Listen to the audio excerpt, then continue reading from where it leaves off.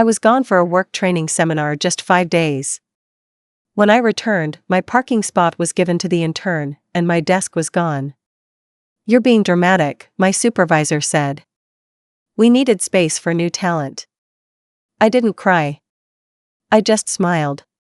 A month later, they were desperately begging for my help. So, this is a long one, but I need to share it. I've been with my company for 6 years, built my career, my department, everything. Last month, I went out of town for a 5-day work seminar in Chicago, nothing major, just some leadership training. I came back to find my parking spot replaced with the intern's car, my desk moved across the office, and, to top it off, my supervisor, Jenna, told me they needed space for new talent. When I asked her about it, she said I was being dramatic. I didn't cry. I didn't make a scene. I just smiled. But a month later, when things started falling apart for the department, they came crawling back for my help. Here's how it all went down. I'm Caroline Porter. I'm in my mid-30s, married with 2 kids, and I've been working at the same tech company for the past 6 years. I've worked hard to get where I am, senior project manager with a solid track record of handling some of the most challenging projects in the company. It's not a huge company, so I've seen a lot of growth and change, but I've always prided myself on being adaptable and dedicated. But lately? Something's been off. It started a few months ago when things with my husband, Thomas, started to feel distant. We used to talk about everything, but now, all we talk about are the kids, the bills, and the occasional comment about how the other person is doing at work. I couldn't help but notice the lack of spark between us anymore. We've been living more like roommates than a married couple, and I just didn't know how to fix it. So when this opportunity for a work seminar in Chicago came up, I decided to take it. A few days away from everything might be exactly what I needed. When I left for the seminar, I kissed Thomas and the kids goodbye, hoping a little distance would give me the perspective I needed. But I had no idea how much would change in just 5 days. When I arrived back in Denver, I felt the familiar weight of stress settle back on my shoulders. 5 days away had been refreshing, but I was coming back to the same old grind. I wasn't sure what I was expecting, but I certainly didn't expect the scene that greeted me when I got to the office. My parking spot was gone. I pulled into the lot and couldn't find my usual space. I circled once, then twice, before finally settling for a spot a little farther from the building. I figured maybe there was some sort of mix-up. As I walked into the office, it only got worse. The first thing I noticed was the energy. It felt different. There were more people than usual, more chatter in the halls, and more new faces in the department. I recognized most of them. They were the new hires that Jenna, my supervisor, had been hyping up before I left. But they weren't the problem. I walked down the hall to my desk, expecting everything to be as it had been before I left. My team had been busy, but we were all in the same rhythm. Instead, I froze when I saw that my desk wasn't where I'd left it. It was moved. Across the office. And not just moved, replaced with a brand new desk, tucked away in a corner near the back. My chair was gone, the familiar spot where I'd spent countless hours organizing projects and checking emails was now occupied by an unfamiliar desk, the edge of a potted plant hanging over its corner. I stood there for a moment, not sure what to do, then made my way toward the break room, hoping to find someone who could explain this. "Hey, Caroline." Greg, the intern who had been hired while I was away, called out from the break room. "Did you see? I got your parking spot. It's right at the front now. Pretty cool, right?" I forced a smile and nodded, my stomach sinking. "Yeah, it's great, Greg." I tried to focus on something else. I walked into the break room, grabbed a coffee, and made my way to Jenna's office. I could feel the tension building in my chest, but I tried to keep it together. When I walked in, she looked up from her computer, her face brightening as though nothing was wrong. "Caroline. You're back. How was the seminar?" Jenna asked, her voice a little too cheery. "Fine. It was great," I said, trying to keep my voice even. "But, Jenna, my desk, and my parking spot, what happened?" Jenna's smile didn't falter, but I noticed her eyes quickly darted to the side. "Oh, Caroline, don't be so dramatic," she said, leaning back in her chair. "We needed to make some changes. The department is growing, and we needed to free up some space for new talent. You know how it is, nothing personal, just business." "Business?" I repeated, trying to keep the edge out of my voice. "I've been here for 6 years, Jenna. I've worked my dimwit off to help build this company. I just come back from a week away, and you're telling me you needed space for new talent?" She waved her hand dismissively, her expression unchanged. "You're making too much of this. Everyone's adjusting. It's just temporary, Caroline. I promise." But it didn't feel temporary. It didn't feel like just a small adjustment. It felt like a shift, like I was being pushed aside for someone else, someone newer, someone younger, someone who hadn't earned the place they were taking. I didn't argue, though. I didn't cry or scream or even raise my voice. I just nodded. "Okay. I'll adjust," I said, my tone flat. I left her office, feeling the sting of her words settle in the pit of my stomach. The next few weeks were a blur.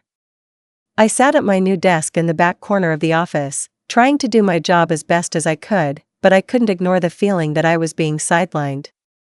Jenna's new hires didn't seem to understand the flow of work in the department. They didn't know the systems, the clients, the projects. And as each day passed, it became more and more apparent that the team was struggling without the leadership I'd provided. I couldn't help but notice that Jenna seemed to be losing control. Her usual confidence had slipped, and she was visibly stressed. She'd started making mistakes, missing deadlines, and even forgetting to follow up with clients. The new hires were eager but inexperienced, and as much as they tried, they couldn't pick up the slack. The final straw came when a major project we'd been working on for months hit a huge roadblock. The entire team was in a panic. Everyone was scrambling, trying to salvage something.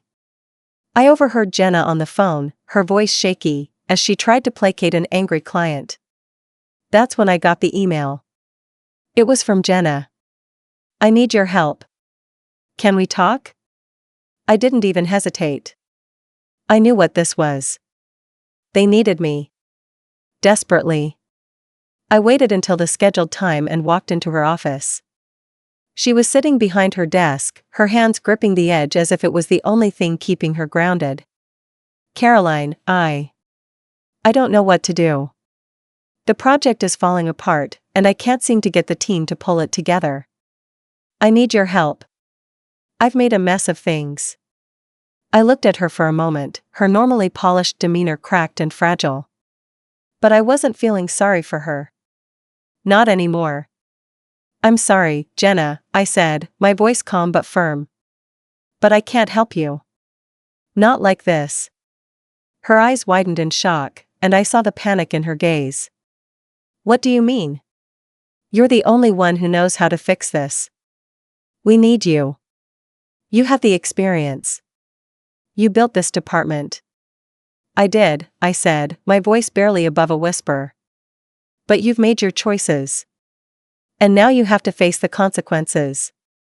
Her face fell, and I could see the weight of my words land on her.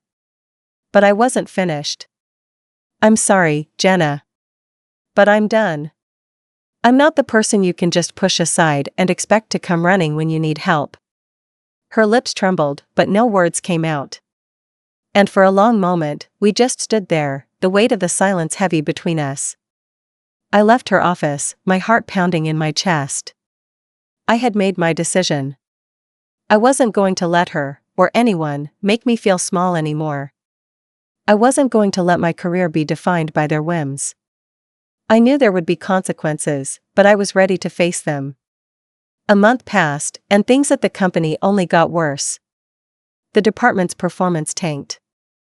Jenna's new hires weren't pulling their weight, and she couldn't cover up her mistakes anymore. The higher-ups started to notice, and soon enough, Jenna was called in for a meeting. The next day, she was gone. And me? Well, I didn't look back. I started applying for jobs, quietly and without much fanfare. I knew what I was worth, and it wasn't tied to that company or the toxic environment they had created. A few weeks later, I landed a new job at a place where my experience would actually be valued. And as I walked out of that office for the last time, I felt a sense of peace wash over me. Jenna, on the other hand, was left to clean up the mess she had made. They begged me to come back, but I didn't. I didn't need to. I'd like to say that once I walked out of that office, everything was fine and I felt this overwhelming sense of relief, but that's not how it played out. The truth is, leaving that place behind wasn't as simple as I thought it would be. The lingering sense of betrayal, the sting of being replaced so easily, it all stuck with me longer than I expected. The first week after I left, I stayed home. I didn't jump into another job search immediately. I needed some space to breathe, to really think about everything that had happened. I spent more time with Thomas and the kids than I had in months, which was good for a while. I caught up on things I had neglected, like organizing the house and taking the kids to their practices and games. For a brief moment, life felt normal again. But even when I was home, I couldn't ignore the nagging feeling in the back of my mind. Jenna's email had been a lifeline to her, a desperate plea for help, but in reality, it had been a reflection of how much I had been undervalued at that company. I couldn't help but think about how easily they'd pushed me aside. How they'd replaced me with someone who hadn't earned their place. How everything I'd worked for was dismissed in an instant. The hardest part, though? I couldn't shake the thought of how the department had started to unravel without me there.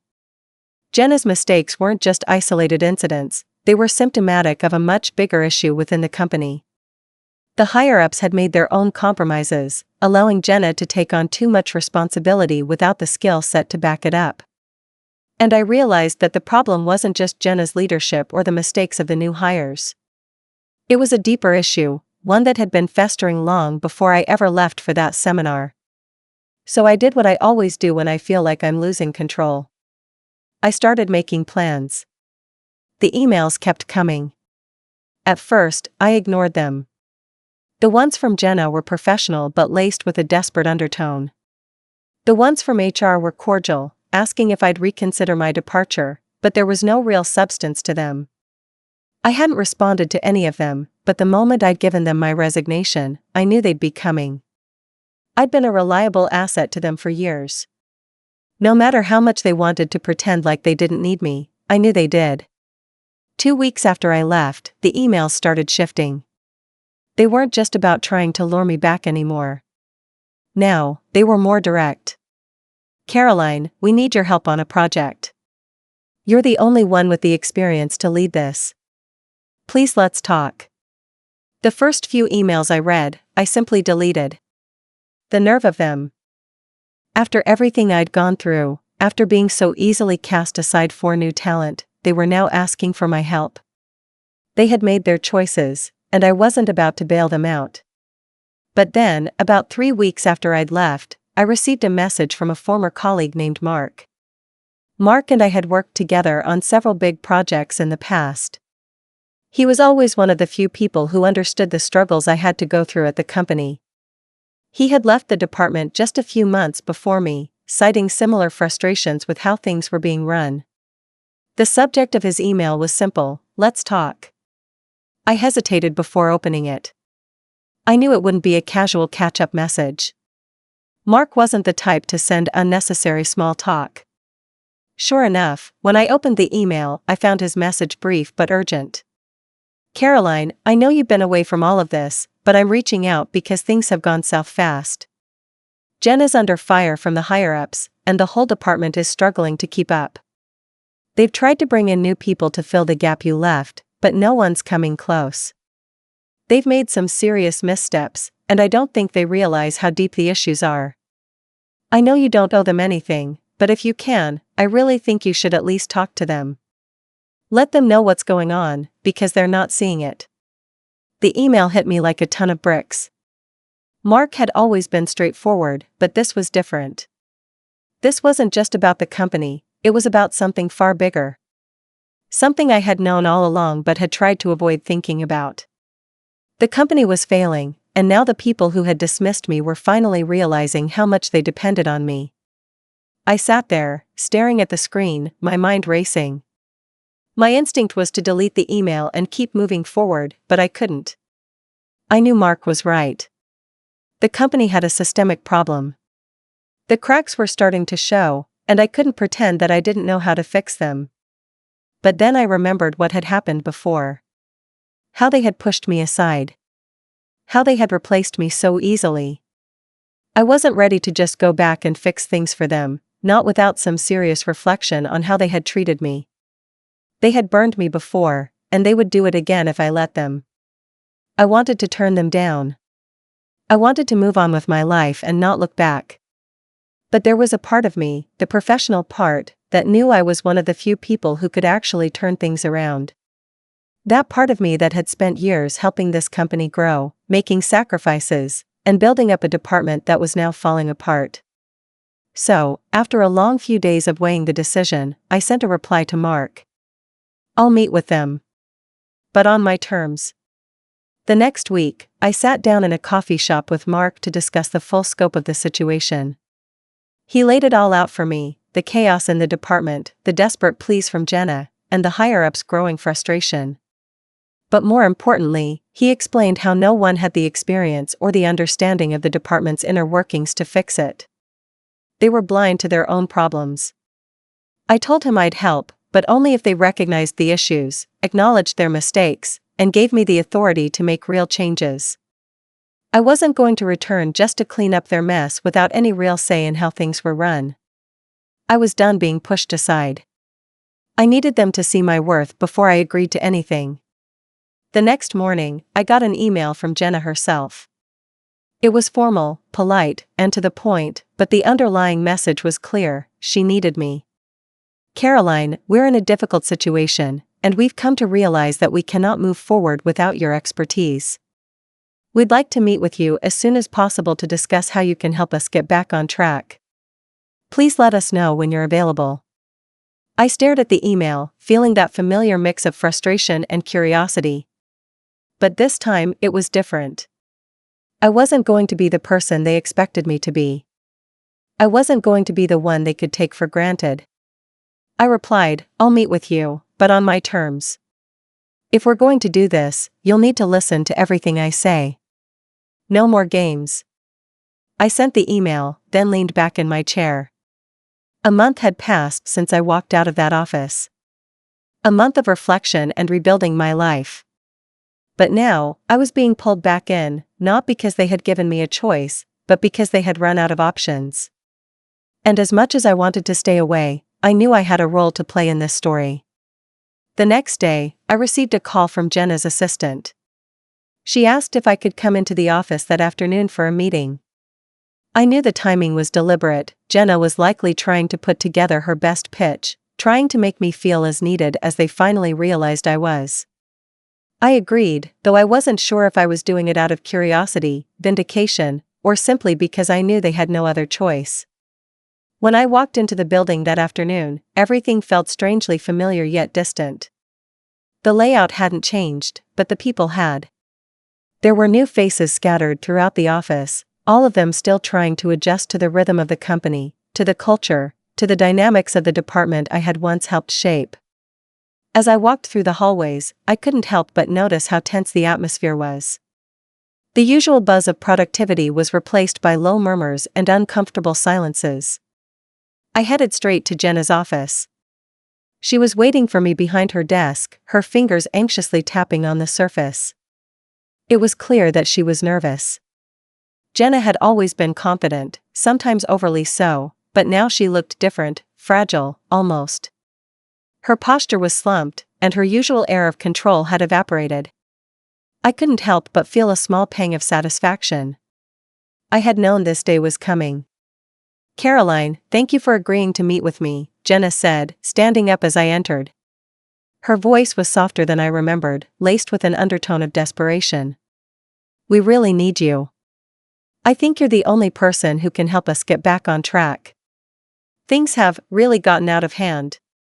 I didn't respond right away. Instead, I took a seat in the chair opposite her and folded my arms. I was in no rush.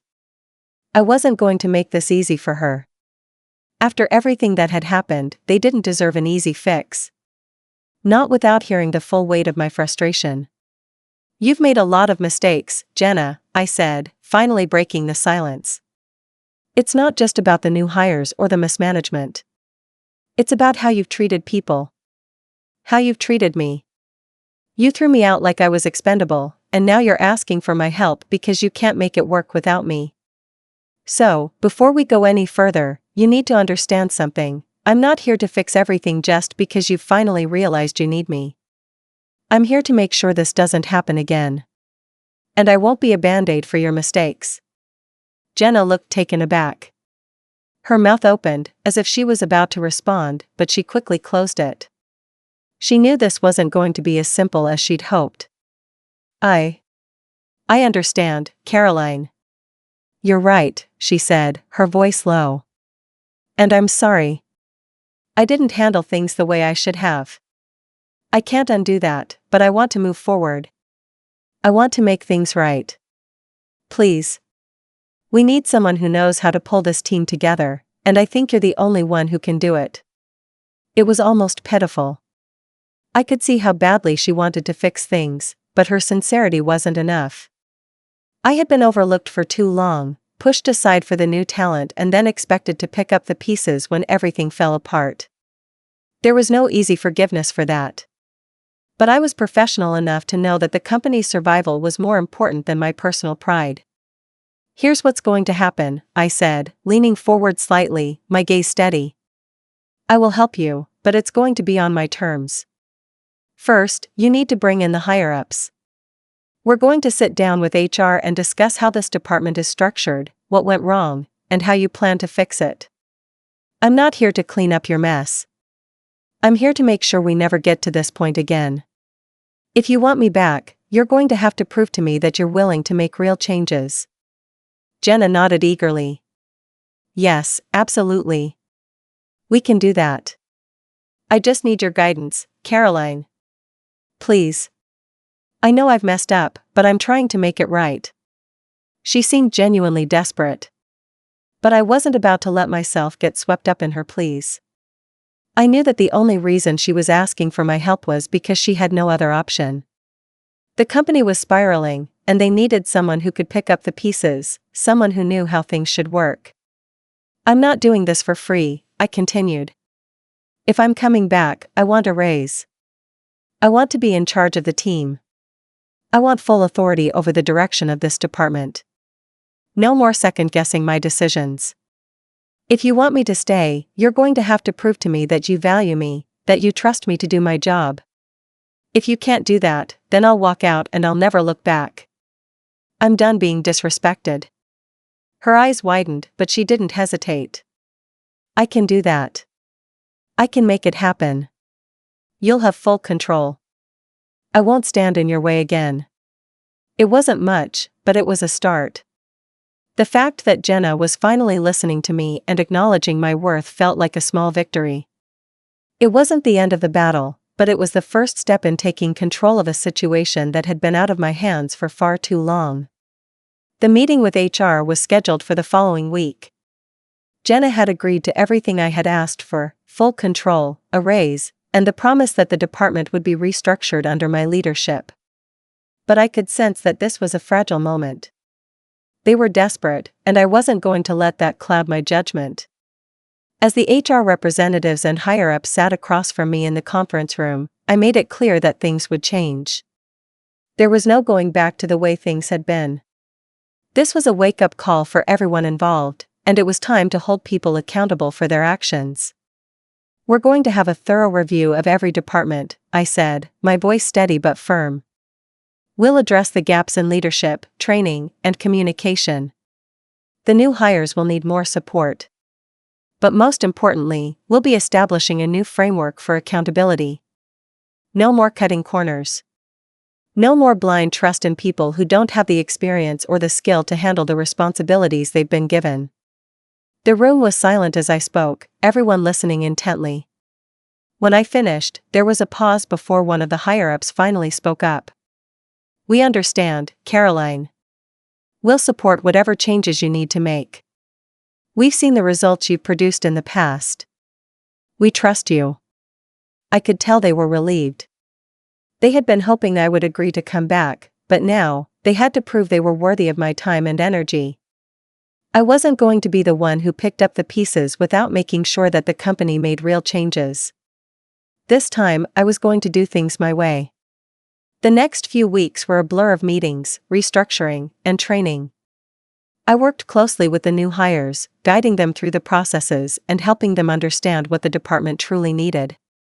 Jenna took a back seat, letting me take charge. The higher-ups were supportive, though I could tell some of them still struggled with the changes I was pushing for. I wasn't making any more compromises. The department began to stabilize, but I knew there was still a long way to go. Jenna and the others had underestimated me, but now I was proving that I was the one who had the vision to turn things around. The team was starting to come together, but the power struggle between me and the higher-ups was far from over. They had accepted my terms, but how long would that last? Would they stick to their promises, or would they fall back into their old habits? I wasn't ready to let my guard down. Not yet.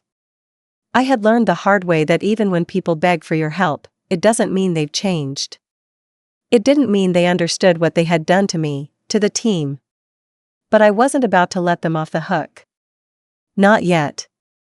The weeks continued to pass, and the shift I had demanded in the department started to take shape. I was given full control over the team, as promised. The higher-ups were no longer questioning my decisions, though they still looked at me with a bit of trepidation, like they weren't sure how long this new Caroline would last. Jenna, while still the supervisor on paper, had become more of a bystander, observing as I led the department with a mix of calm authority and subtle reminders of the trust I'd been denied just a month ago. But there was a tension in the air, a subtle shift. The higher-ups, while backing me now, were still the same people who had ignored the issues for so long. I could tell they didn't like how much I had taken charge. There were little snide comments, passive-aggressive emails, and the occasional meeting where they would pretend to be concerned about my leadership style, but I knew better. This was about control. They didn't like seeing someone like me, someone they had dismissed, take the reins in the way I had. The real turning point came when I got a call from Mark, the former colleague who had reached out to me weeks earlier. He had left the company just before I had, and we'd stayed in touch, mostly for venting sessions and the occasional exchange of advice. Mark had heard things I didn't know. Apparently, the higher-ups had started to realize that the changes I'd implemented were working. The department was starting to stabilize, and some of the younger hires were beginning to thrive under my guidance. But there was more. Mark told me that there was growing unrest among the executives. They didn't like how much control I had gained, how quickly the department was improving, and how little influence they now had over the decisions being made. "They want you to fail, Caroline," Mark said one afternoon when I called him. "They've been talking about scaling back your role, slowly, under the guise of restructuring the department. I don't know how far they'll take it, but you need to be careful. They're getting nervous." I felt a pit grow in my stomach. This was exactly what I had feared. The higher-ups didn't like how quickly the department was improving, they didn't like that I had taken control of my own fate. But they had no idea who they were dealing with. I had spent years being patient, playing the game, trying to do things by their rules. Now, it was my turn to play by my own. That night, I didn't sleep much. I went over everything in my head, thinking about how I could turn the tables in a way that would leave no room for them to dismiss me again. I couldn't just let them continue to undermine me without facing the consequences. I wasn't asking for vengeance, I was asking for respect, for recognition of everything I had sacrificed to get where I was. But if they weren't going to give that to me voluntarily, I was going to make them understand the value I brought to the table. The next day, I called a meeting with Jenna and the higher-ups.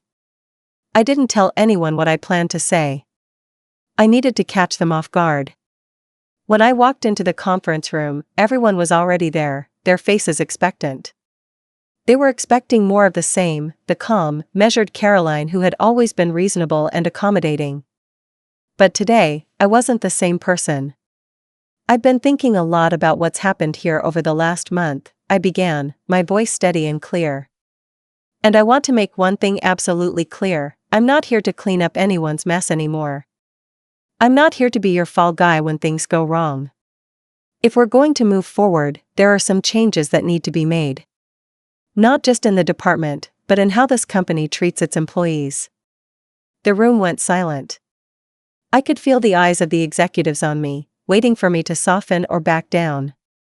They were used to power plays, but they weren't prepared for me to stand up for myself. I've taken the department from the brink of disaster to a stable, growing team in less than a month, I continued. I've done that with very little support from the higher-ups and very little recognition for the work I've put in.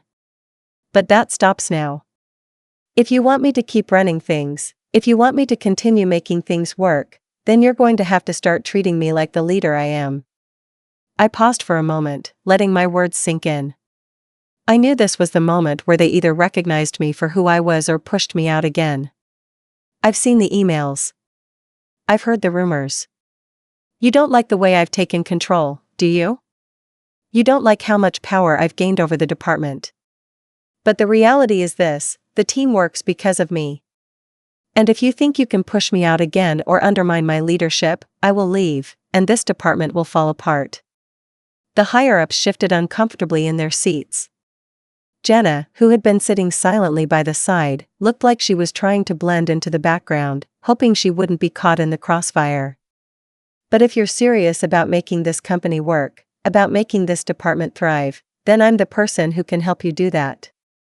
But only if you're willing to trust me, to give me the support I need, and to stop undermining my authority. If you can't do that, then I will walk, and I'll take every single talented person in this department with me. I could see the fear in their eyes now.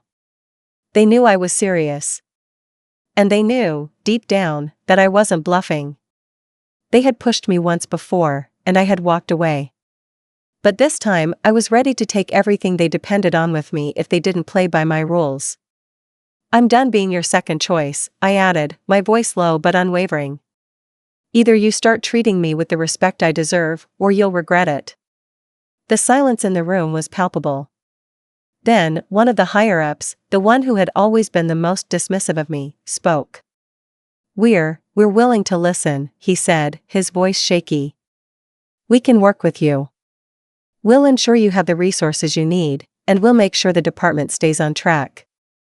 Jenna nodded in agreement, though I could see the wariness in her eyes. It wasn't that she didn't want me to succeed, it was that she didn't want to admit she had been wrong about me. Good, I said, standing up. I'm glad we're on the same page now. If this is going to work, we all have to do our part. But know this, I won't tolerate anyone trying to take credit for my work or undermine the people who've helped me turn things around. With that, I walked out of the meeting, leaving them all in silence. Over the next few months, I kept my promises. The department continued to improve. Jenna, although still unsure of her role, started to accept my leadership, and the higher-ups stayed out of my way for the most part. The team flourished under the changes I had put in place, and my decisions were no longer questioned. But what was truly satisfying wasn't just the success of the department, it was the way I had taken control of my life again. No longer at the mercy of people who had thought they could push me around, I was the one in charge. The respect I had been denied, the recognition I had fought for, was finally mine. And as for Jenna? She continued to follow my lead, but she knew now that I wasn't just some pawn she could push aside. She learned the hard way that when you push someone too far, they can either break or come back stronger. I didn't need to tear anyone down to get what I deserved. I didn't need to stoop to their level of petty revenge. I just had to stand my ground and remind them of who I was, who I'd always been. And in the end, I realized that was enough.